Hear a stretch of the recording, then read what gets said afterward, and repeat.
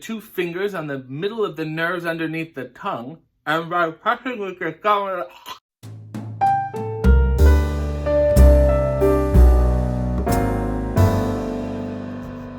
Good evening.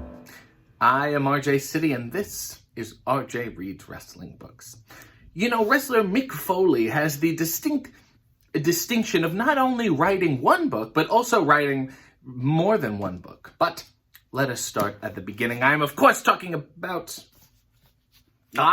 Mankind. Have a Nice Day by Mick Foley. See, this is weird because I read this book a lot as a child, and this is why it no longer has a cover. And I'm kind of friendly with Mick. Friendly enough that I feel like I should do this, but not so friendly that there's still a part of me that's worried that this may affect the relationship. Nevertheless, the passage I have chosen tonight involves Mick's initiation into becoming Mankind. So we begin. I left Stanley's and headed several blocks away to the seamstress's office where an elaborate costume had been made. Afterward, I drove to Stamford for our follow-up meeting with Vince. We talked at length about ideas for the character, and he seemed responsive to most of them. In some ways, I was actually looking forward to changing characters. It would give me a chance to grow and to try out new things. For one thing, I felt like I needed a new finishing move. The double-arm DDT was fine, but I wanted something more sinister. A long time ago, when I was flying onto the concrete and rolling guys into the ring for the pin, I approached Jim Cornette about getting a new finish. "I'm dying, Corny," I told him. "I just can't drop elbows every night. Can you think of something that doesn't hurt me and doesn't require a whole lot of strength? One of the keys to a good finish is that you should be able to put it on anyone, anywhere, at any time. The Tombstone Piledriver, for example, was a move that The Undertaker had not been able to use in over 2 years because all his opponents were up in the 400-pound range. Hardy fellas. The Stone Cold Stunner, on the other hand, can be done all day long on any day to any guy. Cornette was like a wrestling encyclopedia, and if anybody could think of a simple, effective finish, it would be him. "Cactus," he said, smiling. "Have you ever heard of the mandible claw?" I stood with Corny like a student looks to a teacher as Jimmy laid out not only the biomechanics and the philosophy of the hold, but the history behind it as well. "Cactus," Corny began. "In the old Tennessee territory, there was a wrestler named Dr. Sam Shepard. He was a physician that the TV show and movie The Fugitive was based on. He was accused of killing his wife, and even though there were really weird circumstances surrounding the case, he was convicted and put in jail. Eventually, the verdict was overturned, but because of his notoriety, the poor guy couldn't work as a physician anymore. He went to work in a small southern wrestling circuit and, using his knowledge of the human anatomy, developed a finishing hold called the mandible claw. Cornette then proceeded to show me how it worked. By pressing down with your 2 fingers on the middle of the nerves underneath the tongue, and by pressing with your thumb, you can damn near kill the guy. You'd have a hell of a finish, and you wouldn't have to kill yourself." I was so excited that I ran right to the cowboy himself, Bill Watts, and laid it out, and I was waiting for his enthusiastic response and maybe even a manly hug. I got neither. Instead, I got, "Why couldn't I just bite your goddamn fingers off?" I tried to explain the whole nerve idea, but it was no use. Bill had spoken. I decided to pitch my idea again to a more reasonable man who wouldn't talk about biting my goddamn fingers off. I relayed the historical significance, and I also tried to make him see just how visually exciting the whole thing would look. "Vince, it will be the only move in the business that will allow the camera to get close-ups of both guys at the same time." Vince thought about it for quite a while before answering. "Mick," he began. Apparently someone must have alerted him about the name issue. "Why wouldn't I just bite your fingers?" Oh no. I was sunk. Or was I? I had to fire back or else the moment would be gone forever. "Because," I began my rebuttal, "it's a nerve hold. No one can bite when the hold is applied. We can have the announcers talk about the element of surprise and how, once it's on, the match is over." Vince took it all in and nodded. "Let me think about it," is all he said. I also had an idea for music. I loved a particular scene in The Silence of the Lambs that had a tremendous juxtaposition of violence and beautiful music. The scene took place in a temporary cell built in the court building of Memphis, Tennessee. As it begins, Hannibal Lecter is listening to a tape of beautiful piano music as he uses his commode. Unknown to the police officers guarding him, Lecter is in the possession of a small piece of metal, which he hides between his fingers. The police officers approach the cage and with his dinner, saying, "Okay, you know the procedure, Doc." Grab some floor.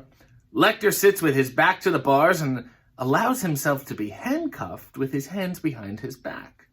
Once he is incapacitated, the officers unlock the cage to lay his dinner on the table. During this food delivery, Lecter is working on the handcuffs with his small piece of metal. When the first officer comes near, Lecter springs into action, snapping one cuff off the officer's wrist, rendering him immobile by snapping the other on one of the cell bars. Yes, that makes sense now.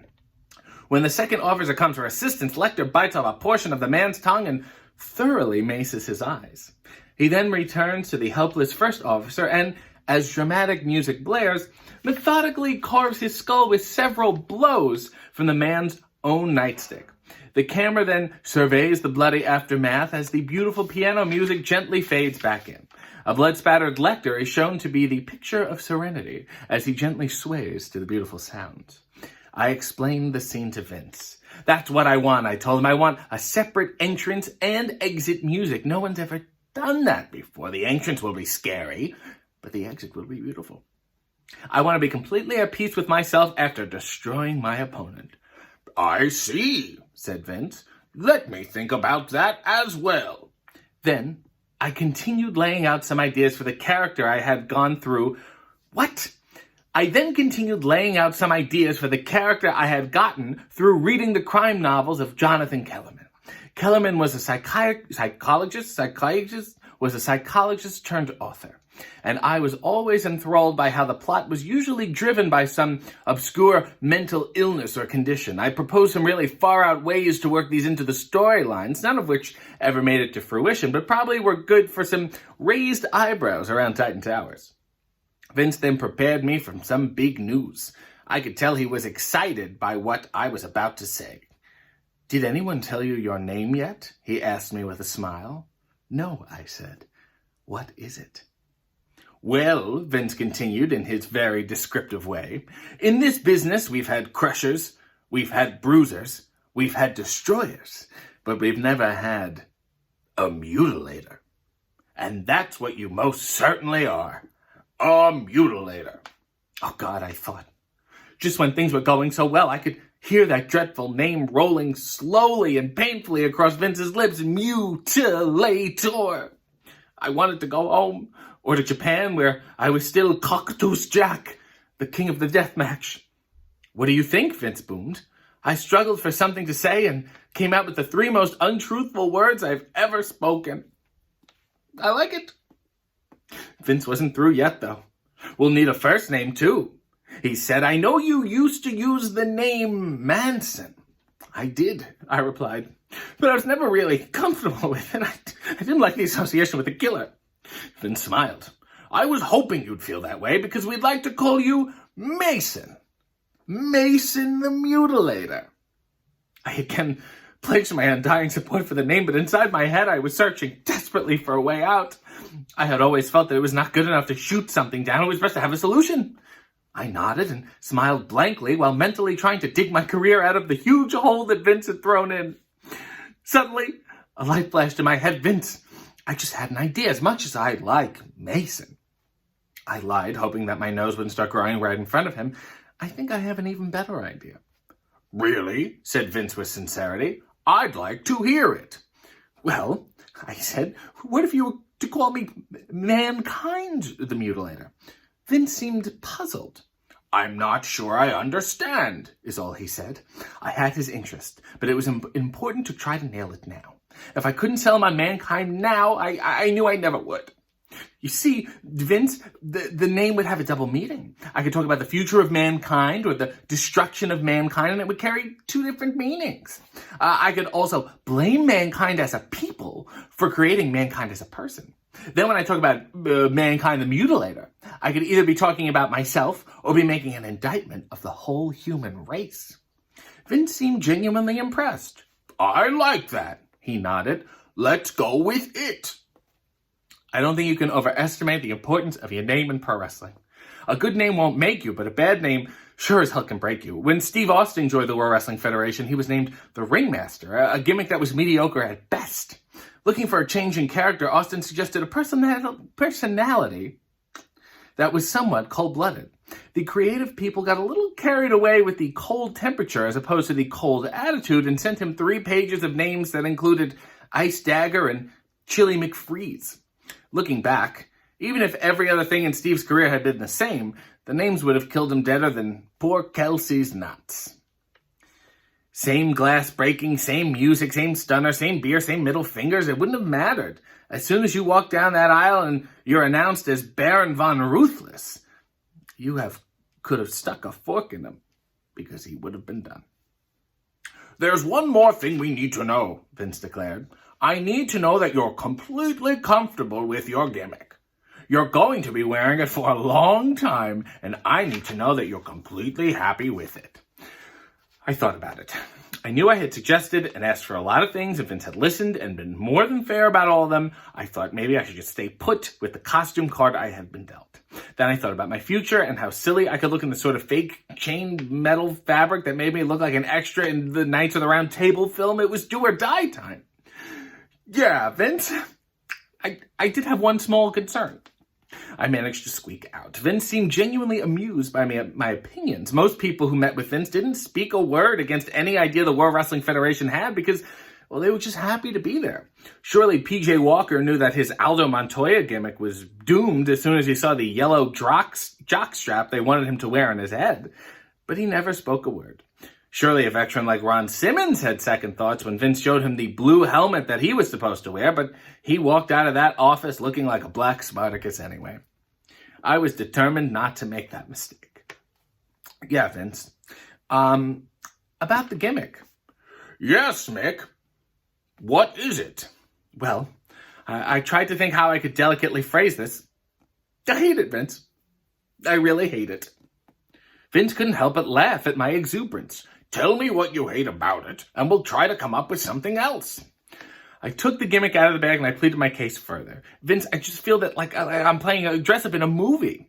Vince looked and immediately agreed. "This is not what we want," and said he had summoned one of the people from Creative Services. "Mick needs a new outfit. He needs something that looks like he made it in his basement. Can we work on that?" Debbie Bonazio was the woman from Creative Services who immediately began modifying the look until it was simply a ragged brown shirt. It certainly looked like it came from my basement, but now I was dressed in brown from head to toe, and I was afraid that I would look like a giant turd. I had asked about breaking up the monotony of the giant turd by putting a large symbol on the back, and when I pressed further, I suggested a homemade peace sign. That idea was shot down, but Debbie was told to research it, and a week later she came up with a sketch of mankind's new symbol. An amalgamation of a life sign and a Celtic cross was approved. I was happy with the promise of the character, and I was enthusiastic about making it work. Even the contract, which guaranteed nothing but an opportunity, seemed agreeable that day. I had requested several small changes to the contract, which the company had obliged, and I was sure that the money would take care of itself. Our lease was up in West Babylon, and our renters had moved out in Georgia, so I packed up our belongings and headed south as a proud member of the World Wrestling Federation. But don't take my word for it. Guests of the RJ City Show, subscribe to his channel, follow him on social media, and buy his t-shirts at ProWrestlingTees.com/RJ City.